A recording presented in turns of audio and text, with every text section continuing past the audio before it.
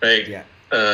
lanjut ya rekan-rekan sekalian. Jadi saya review yang tadi sebelumnya bahwa pembelajaran apapun, teknik pembelajaran apapun, keterampilan apapun itu tidak ada gunanya kalau intinya yaitu kualitas pribadi dari guru ini tidak terpenuhi. Nah, ada 7 kualitas pribadi yang harus dipenuhi oleh seorang guru.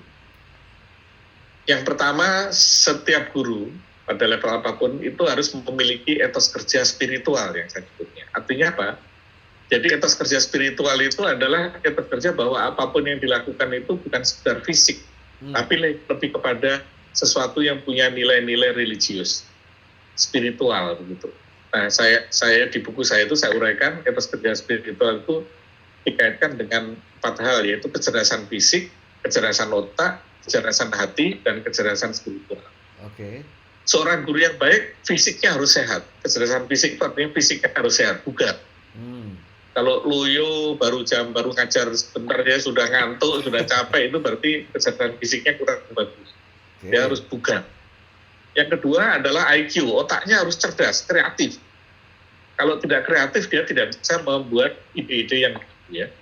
Kemudian kecerdasan ketiga adalah EQ, kecerdasan emosi. Dia punya empati, punya rasa kasih sayang kepada murid-muridnya, menghormati sesama dan sebagainya. EQ nanti lengkapnya bisa dibaca lagi. Kemudian yang terakhir itu adalah SQ, spiritual quotient, kecerdasan spiritual. Bahwa kecerdasan spiritual itu kalau saya terjemahkan dalam bentuk sederhana adalah menjadi orang yang hidupnya bahagia. Jadi orang cerdas spiritualnya itu adalah kehidupannya bahagia. Apa itu bahagia? Nah begini rekan-rekan sekalian, banyak di antara kita itu inginnya sukses. Ternyata banyak orang sukses itu tidak bahagia. Artinya sukses itu sebenarnya bukan tujuan utama harusnya. Tujuan utama itu bahagia. Apa itu sukses? Saya mendefinisikan sukses sebagai to get what you love. Mendapatkan apa yang kita inginkan, itulah sukses. Get what you love. Tapi bahagia adalah mencintai yang kita miliki, to love what you get. Amin. Jadi mencintai apapun yang kita miliki, mencintai sekolah kita, mencintai profesi kita, mencintai murid-murid kita, mencintai keluarga kita, mencintai kalau kita punyanya motor kita cintai, kita punya motor, tidak usah iri sama yang lain, maka kita bahagia. Jadi etos kerja spiritual itu intinya adalah kita hidup bahagia. Yang kedua adalah toleransi pada ketidaksempurnaan. Kita harus sangat memahami bahwa murid-murid kita itu adalah orang-orang belum sesempurna diri kita. Jadi misalnya jangan sampai kita sebagai, saya sering membuat lelucon begini kalau dalam teknik itu ya. Mungkin rekan-rekan di sini sudah pernah membuat skripsi waktu S1. Prof. Eko pasti pernah membuat skripsi S1 kan dulu ya? Benar. Iya. Ada ya? Pernah nggak kita baca skripsi S1 kita lagi? Jelek banget. Ketawa sendiri kita Mas. Jelek banget. Kita ketawa sendiri, jelek banget skripsi S1 kita. Tetapi waktu itu kita merasa bahwa skripsi kita itu adalah sebuah karya paling hebat di dunia dan akhirat. Nggak ada yang lebih hebat dari skripsi kita. Tapi begitu kita sudah sekolah S2, S3, ternyata kita tahu, ternyata tulisan kita itu begitu jelek.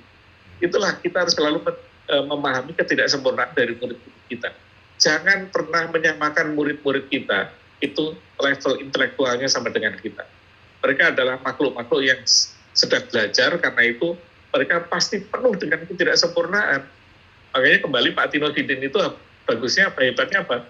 Dia tidak pernah melihat ketidaksempurnaan pada murid-muridnya. Dia sempurnanya semuanya adalah bagus.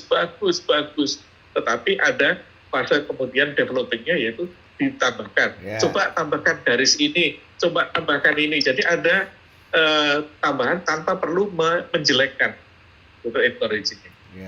Nah, yang ketiga adalah memahami perbedaan individu. Kita ini, manusia ini punya perbedaan yang satu dengan yang lain sangat berbeda. Maaf, Prof. Eko putranya berapa, Prof? 4, Pak. Yang saya tahu 4. 4 ya. Yang resmi 4 ya. Nah, 4 ini sifatnya beda-beda atau sama? Ya, beda sekali, ujung-ujung. Beda sekali. Pinternya sama atau beda? Beda semua. Nggak ada yang sama. Sekali. Nah, bayangkanlah rekan-rekan sekalian, dari seorang ayah yang sama dan ibu yang sama, lahir 4 anak dengan sifat beda-beda, dengan kecerdasan beda-beda. Iya. Di kelas kita ada 20 murid yang bapaknya beda-beda, Ibunya. ibunya beda-beda, kita suruh sama tidak mungkin. Ya. Jadi kalau di kelas kita itu ada yang rajin, ada yang malas, normal. Ada yang pinter, ada yang bodoh, normal. Kita cintai semuanya. Sama dengan Prof. Eko itu mungkin putranya ada yang alim, ada yang agak bandel, tapi pasti dikasih kasih sayang yang sama. Jadi itulah toleransi pada memahami perbedaan individu. Bahwa setiap individu itu unik. Gaya belajarnya unik, kecerdasannya unik, cara belajarnya unik. Bahkan kemampuan belajarnya ada yang cepat, ada yang lambat. Kita harus sangat memahami perbedaan. Itu yang ketiga ya. Ya. Nah yang keempat adalah kemampuan dalam komunikasi pembelajaran. Seorang guru harus seorang yang komunikator yang bagus. Dia ahli dalam bagaimana menggunakan kalimat, menggunakan cue verbal, visual, dan voice dengan baik. Ini ilmunya Prof. Eko ini di dalam ilmu komunikasi ya. Bagaimana? Kenapa? Karena inti dari mengajar itu adalah mengkomunikasikan pengetahuan. Jadi komunikasi itu hanya diukur dengan satu ukuran, bahwa kalau yang kita ajak berkomunikasi itu mengerti, berarti komunikasi kita berhasil. Ya. Nah, jadi jangan sampai guru itu mengatakan ketika muridnya tanya, Pak Guru ini maksudnya apa? Kan saya sudah kasih tahu, masa nggak ngerti-ngerti? Berarti gurunya itu nggak bisa berkomunikasi. Guru senior. Bosen. Kenapa? Karena muridnya nggak ngerti yang diajak komunikasi. Ketika muridnya tidak mengerti diajak komunikasi, berarti dia tidak memiliki keterampilan komunikasi. Prof. Marsudi. Kemudian yang kelima, Prof. Marsudi. ya, Ini ada yang nulis di chattingan. Mendengar pemaparan ini merasa banyak tersindir diri pribadi gitu. Nah itulah Ya, kita tuh, kita nanti- memang gitu tuh. Wah, silakan bro. nanti setelah acara, makanya setelah acara ini nanti kita harus kembali ke jalan yang benar ya. Kita tobat semua kita ya, kita tobat. Harus bertobat lah. Oke. Oke. Nah, lanjut ya, Prof. Yang kelima adalah punya sense humor yang tinggi. Guru itu jangan serius-serius. Bisa membawa kelasnya gembira, punya bisa melucu tanpa merendahkan diri ya, bukan membanyol ya. Membanyol itu kan melucu dengan cara yang vulgar, tapi membuat kelas itu bergembira. Jadi punya sense of humor tinggi. Jadi kalau ada muridnya misalnya gitu ya, jangan pasang tampang marah, tapi buatlah sesuatu lelucon misalnya. Apapun misalnya tegurannya itu berbentuk lelucon. Jadi kita harus punya sense of humor.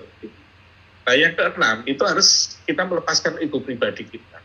Kita ini punya ego pribadi masing-masing, punya masalah di rumah, punya masalah dimanapun.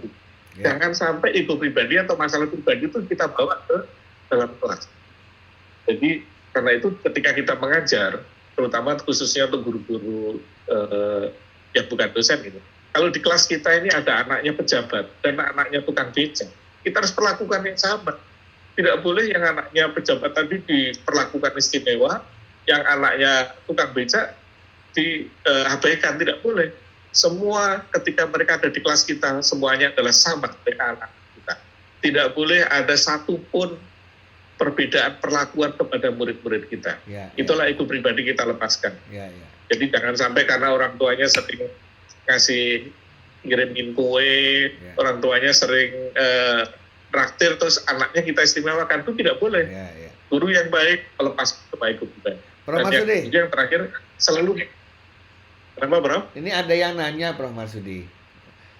Katanya humor itu kan bawaan. Gimana kalau memang kita pribadinya memang biasanya serius gitu? Gimana Prof?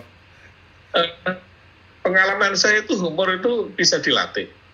Dulu waktu saya masih di ITB itu serius, boleh tanya lah teman-teman saya. Kemudian salah satu peserta ini ada Pak Tatang Wisnuaji, itu dulu teman satu kos-kosan sama saya, guru gitar saya. Tanya sama dia. Saya itu dulu serius banget, tetapi humor itu ternyata bisa dipelajari dengan baca buku cerita-cerita lucu, kemudian kita biasa melepaskan diri dari stres dengan kita hidup lebih rileks, itu ternyata kita bisa menjadi Humor. Saya ingat ibu siapa tadi saya pertama kali kenalan sama Prof Marsudi itu serius banget tuh di Bidakara, saya masih ingat tuh. Iya, betul kan? Masih ada kumisnya Prof ya? Prof Eko presentasi. Waktu itu presentasi saya masih di Paramadina waktu itu. Serius kan? Serius. Tapi ternyata humor tuh Bisa. Jadi humor itu memang bisa bawaan lain, tapi juga saya yakin humor itu bisa dipelajari, bisa dilatih paling tidak. Kita latih kalau ada sesuatu itu cari lucunya. Cara yang paling gampang untuk melatih humor itu kalau ada sesuatu kita cari lucunya gitu. Ada mobil tabrakan kita cari lucunya apa gitu ya. Ada apapun kita cari lucunya. Bahkan kalau kita HP kita dicopet hilang pun kita cari lucunya, jangan dipikir sedihnya, cari lucunya gitu. Misalnya HP saya hilang dicopet. Saya bilang, alhamdulillah HP saya dicopet. Mudah-mudahan yang nyopet tadi bisa jual HP saya dengan harga mahal sehingga anak istrinya bisa makan seminggu. Enak aja gitu. Oke, siap Bro. Ini kaitannya dengan yang ketujuh, yaitu menebar energi positif. Bahwa kita selalu menebar energi positif itu artinya membuat lingkungan kita itu selalu tumbuh. Energi positif itu energi yang membuat siapapun jadi tumbuh dan jadi membesar. Kalau energi negatif kan membuat suatu mengecil. Kalau positif itu membuat suatu besar. Murid-murid kita jadi tambah baik, lingkungan kita tambah baik, sekolah kita tambah baik, hubungan kita tambah baik. Selalu menebar energi positif. Nah, salah satu ciri orang yang tidak menebar energi positif itu, Bro, kalau saya adalah saya lihat orangnya kalau banyak senyum. Itu adalah salah satu ciri dari orang yang selalu menebar energi positif. Jadi orang yang banyak senyum ketika bertemu dengan siapapun tersenyum, pertama tersenyum, itu adalah salah satu dari sekian banyak energi positif. Makanya para dosen di sini, para guru di sini, saya ajak kalau masuk kelas itu jangan kemudian begitu masuk langsung matanya melotot, tampang galak, ambil mana PR-nya, mana PR. Tapi masuk kelas tersenyum dulu ya. Anak-anak apa kabar gitu. Itu adalah energi positif membuat kita tenang. Nah itu Prof 7 kualitas pribadi yang harus dimiliki orang itu. Ini banyak yang senang sekali nih Prof.